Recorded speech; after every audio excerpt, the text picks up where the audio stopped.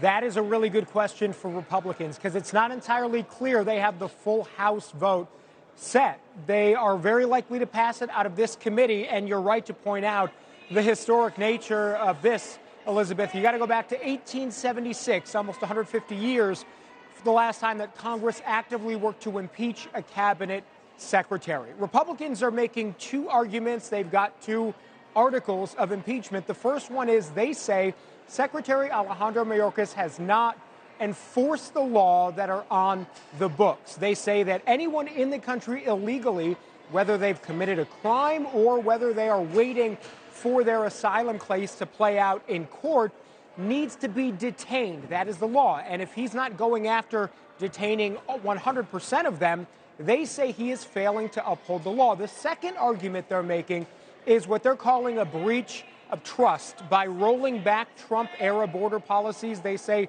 were working, and also by coming before Congress and saying under oath the border is secure, which they say materially is not true.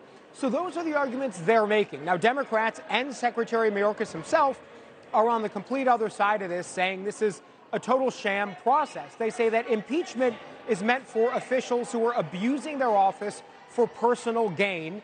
High crimes and misdemeanors is how the Constitution puts it. They say that nothing Secretary Mayorkas has done rises to that level. Now, I talked to Benny Thompson, the top Democrat on this committee, and the other argument Democrats are making is they're saying, look, he is not derelict in his duty if literally right now he's trying to work with the Senate to pass a border bill. This is him working toward trying to secure the border.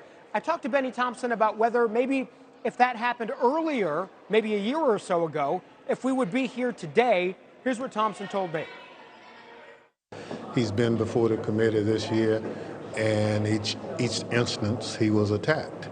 And so I'm not of the belief that he would have been treated any differently if he had.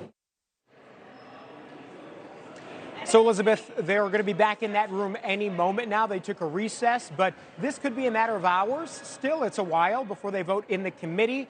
You bring up the question whether the full House is going to pass this. Not all Republicans are on board. Most of them are, but there are a few that have expressed objections. We'll see if that changes between now and when the House actually votes. And Republicans hold a very slim majority in the House. In the meantime, Secretary Mayorkas is getting some pretty unexpected support from former Homeland Security Secretary Michael Chertoff under Donald Trump and conservative law professor Jonathan Turley. They've both come to his defense. Chertoff writing in the Wall Street Journal, quote, House Republicans are misusing the process to target an official who's done nothing wrong. Political disagreements are not impeachable offenses. Republicans in the House, he said, should drop this charade. Pretty surprising. Yeah, and the few Republicans who already have come out publicly against this impeachment have the exact same argument. Nobody, not one Republican is arguing that things at the border are going well. Even Democrats, even President Biden has acknowledged there is a crisis at the border.